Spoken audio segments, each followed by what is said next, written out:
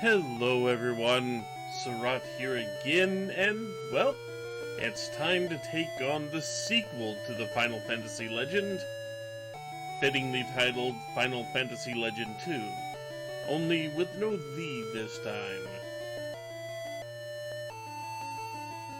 Anyway, some things have changed since the first game, a few mechanics have been rewritten, and we will go over all those in due time. Also, I don't know if it was just a mistake or if they meant to be funny about it, but if you got the manual to this game way back when, and you tried to read the story, they had a page for story. It was empty. Literally, the page just... Let's see if I can bring up a picture of this, because it is really, really funny that this actually happened.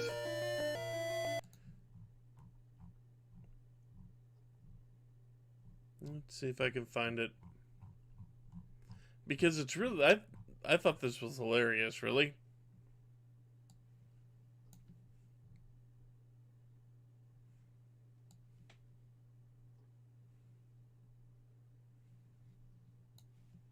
Let's see if I can get this over here. Yes, I'm cracking the window. So you ready to see this? There's your story. As given by the manual. That's all you get. At least until you start the game. I have to start with that because for me that's hilarious. Just because, what the hell were they thinking? Who knows what they were thinking, folks? So now that I've shown you that, let's actually start the game, shall we? And here's all the story you get. Magi. Is it Magi or Magi? Magi.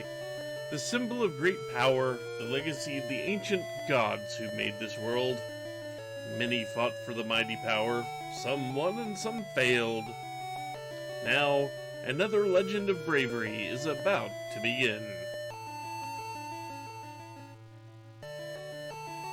I'm sure most of you that watched the first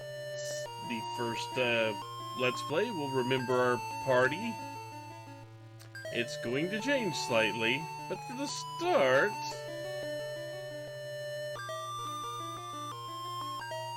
I will still be taking center stage, of a sort.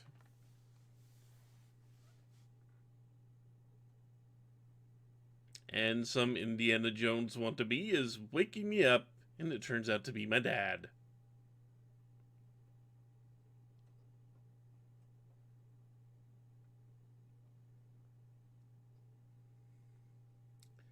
And me in my half-sleepy state tries to roll or go back to sleep.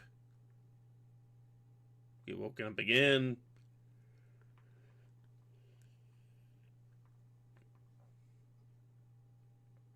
And he is trying to tell me not to lose something.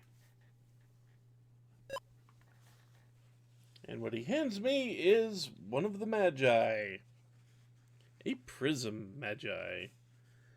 Which has very little practical purpose in the game, except to tell you how far you have to go in any given area. We will go over that in a minute, though. And Father's leaving with the insinuation he's not coming back, and I'm too sleepy to realize this. And out the window.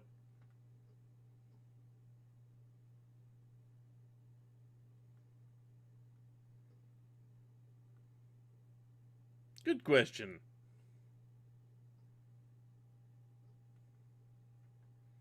Why does he go through windows, and what the hell did he just hand me? Well, time to skip forward about 10 or so years, I think.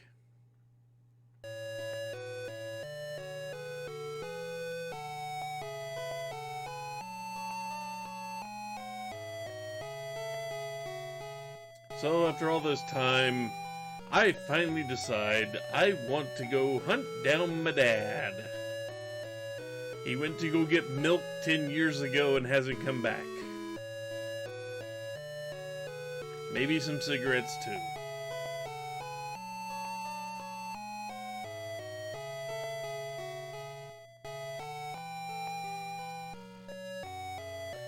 You know, if my father really did abandon me, please do not compare me to him. I'm just gonna say. And yeah, we would be leaving Mom all alone. Kind of. I mean, this isn't a single house in the middle of nowhere.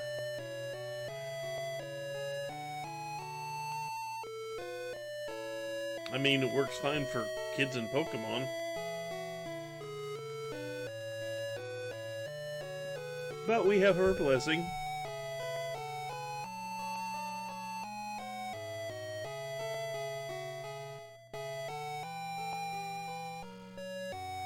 And wants us to tell Dad, if we meet him, that she's doing fine. And sees us off.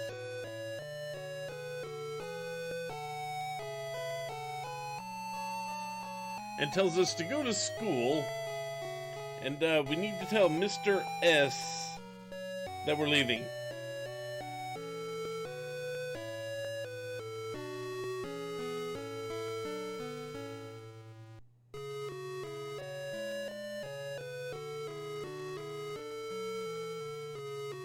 Mr. S is the one-eyed mutant there. I guess mutant, maybe monster.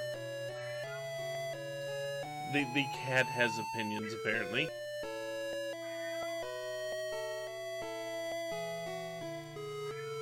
So, Mr. S, despite the protests of my cat, is going to tell us that the ancient gods made this world.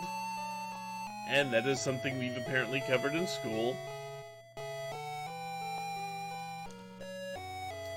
The gods' legacy is left all over the world in the form of the Magi, which we just happened to get one from our dad a decade or so ago.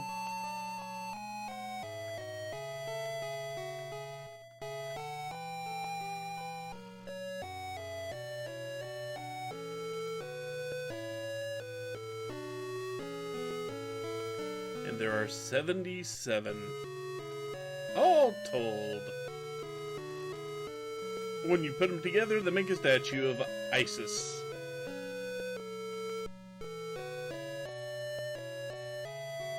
Why nobody told him this earlier? Who knows?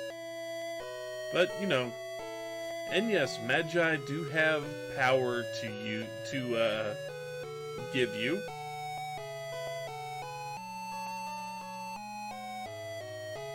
And some people want to, yeah, everybody wants to rule the world, become new gods. But as we've seen in the Xenogears, not a good idea to want to become god. You get weird people punching you in the face. But apparently, Daddy Dearest had one of those Magi to try to keep it safe from the wrong people. So he handed it to a prepubescent boy.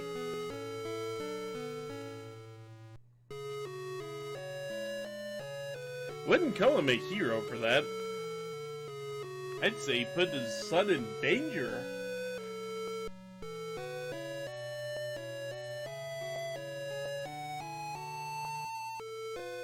But he does give us, Mr. S does give us some sound advice, in that if we want to go find our father, we need to look for Magi. So we have a goal. We're trying to find Dad, so we go hunt down Magi. Easy enough.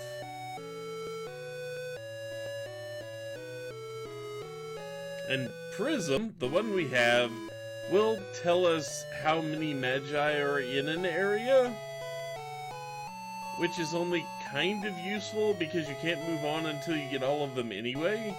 So all it really does is tell you approximately how much of a level you have left to go.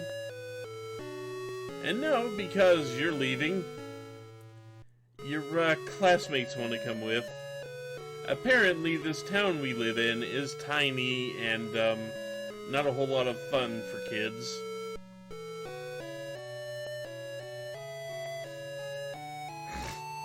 Excuse me. It's good to be the king and to have reliable partners. And he tells us we can grab 3.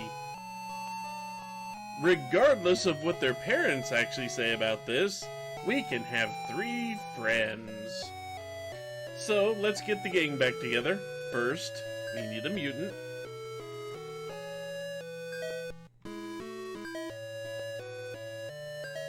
Yep.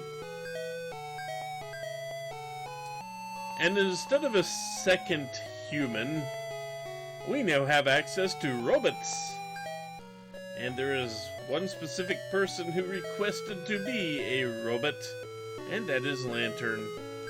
This means Lantern will be in the front of the party for most of the time, taking hits for us. He is our meat shield.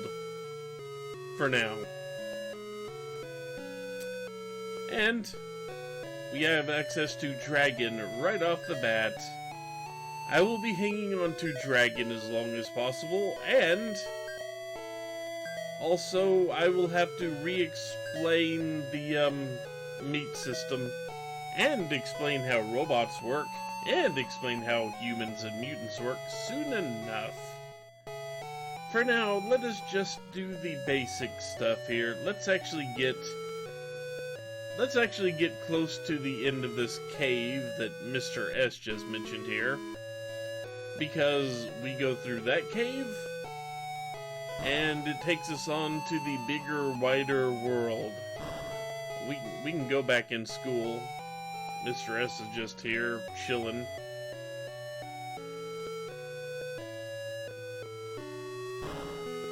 Doesn't do much for us, but you know. So now we've got a very small town to explore. People wishing us good luck. Something's going on outside.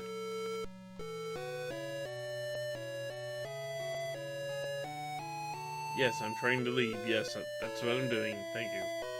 Cave up north. Okay. That is the cave Mr. S mentioned. And somehow what looks like a Medusa is apparently Lantern's mother, telling him to behave himself, him and his robot self.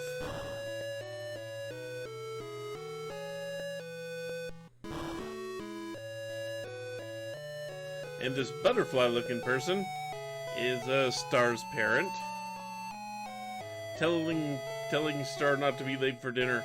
Star's gonna be really freaking late for dinner. I hate to break that to you.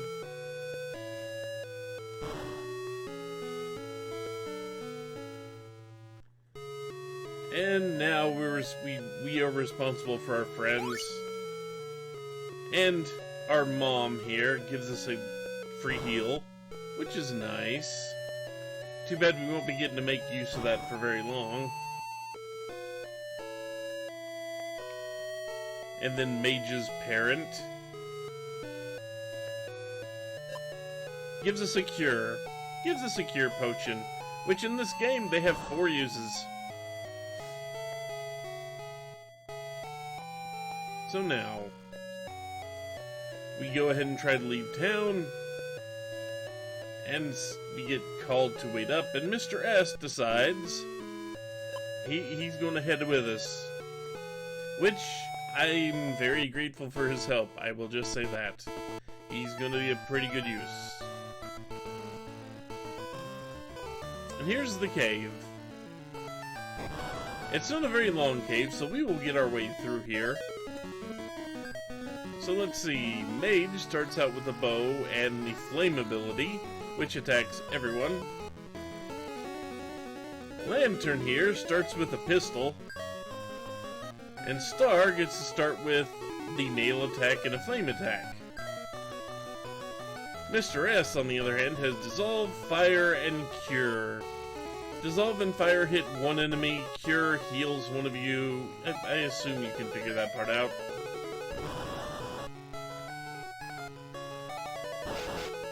Ow. Ow.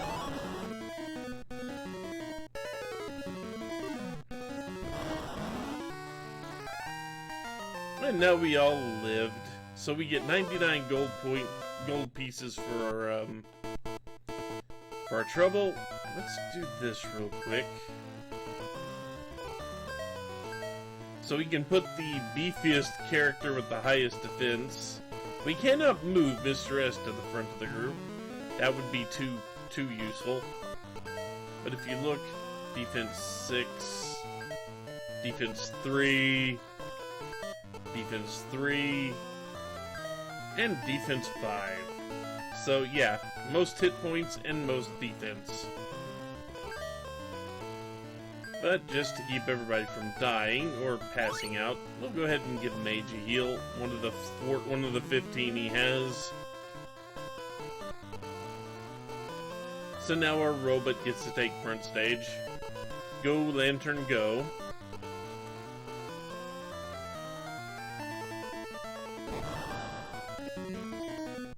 And now we have a gang here.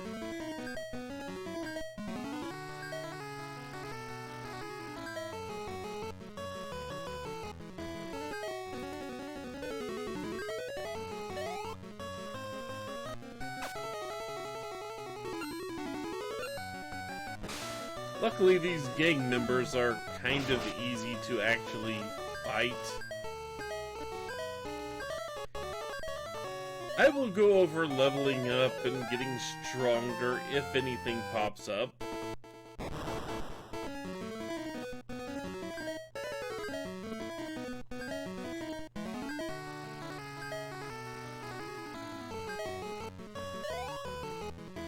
But yeah, we've got a decent variety of enemies looking at us. Most of these enemies can drop meat, which we will not be eating at this current time. Because we're not going to be eating meat for a very long time. For a few reasons.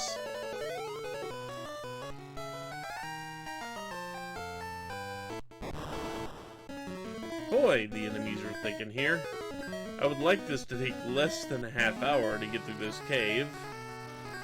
Which it's very possible it will. So we received another cure potion. We received a bronze shield. And bronze shields generally useless, but they will increase the defense of a robot by 2. We will get into some particulars next time about equipping and all that. Again, that falls under how to improve your monster stats. Also notice that hit points went up on him.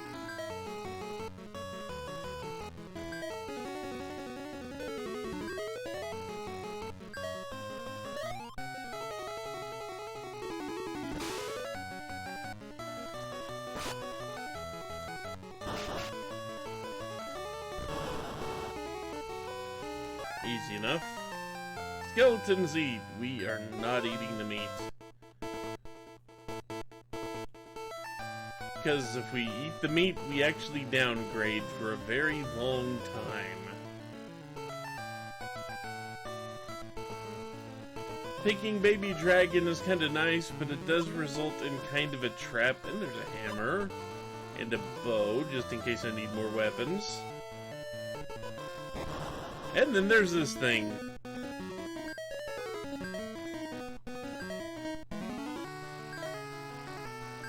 Lame.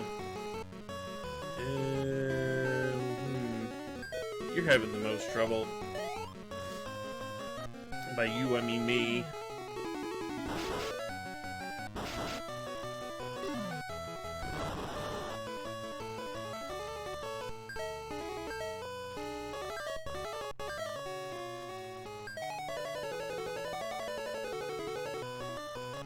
It hurt? Not really. Oh, you missed with the dissolve? Aw.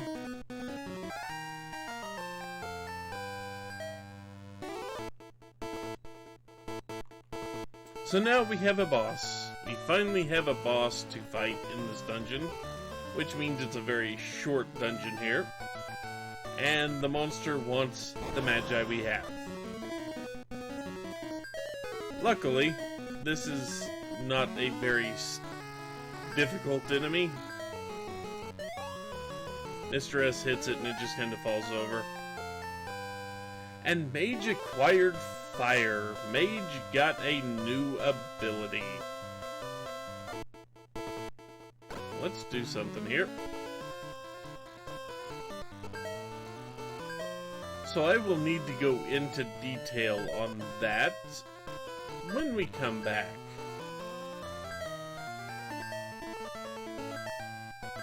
But for now, this marks an actual good stopping point for the video, for a couple of reasons. One, once I leave this cave, Mr. S departs the group. I would like to go ahead and just kind of grind out a few battles here while I have him to make things easy, so I get a little extra money to spend in the town we're about to run into. And maybe I will gain up some abilities and some hit points and the like while I do this. In relative safety because, well, many things have changed in combat since the first game. You may have noticed I haven't mentioned hearts. There's a reason for that, but I will get into that next time. So, until then, take care everyone. I will see you later.